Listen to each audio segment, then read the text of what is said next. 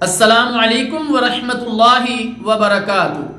الحمدللہ وکفا والصلاة والسلام علی عبادہ الذین اصطفیٰ، اما بعد۔ نماز کے احکام و مسائل کے سلسلہ میں آج جو مسئلہ بیان کیا جا رہا ہے وہ ہے اکیلے آدمی کے لیے آذان اور اقامت کا بیان۔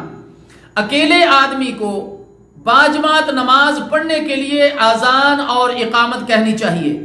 رسول اللہ صلی اللہ علیہ وسلم نے فرمایا، آپ کا رب بکریوں کے اس چرواہے سے بہت زیادہ خوش ہوتا ہے جو پہاڑ کی چوٹی پر آذان کہتا ہے اور نماز پڑھتا ہے۔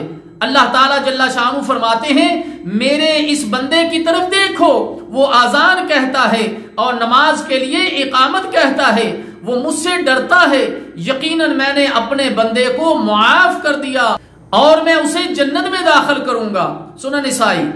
میرے محترم دوستو، اس حدیث سے ہمیں یہ سبق ملا کہ اگر کسی عذر کی وجہ سے اکیلا آدمی ہے یا سفر میں ہے یا کسی اور ایسے مقام پر ہے کہ جہاں وہ جماعت کے ساتھ نماز ادا نہیں کر سکتا، مسجد میں نہیں جا سکتا، کوئی شرعی عذر آن پڑا ہے، تو ایسی صورت میں اس کو چاہیے کہ آذان کہے اور پھر اقامت کہے اور پھر نماز ادا کرے۔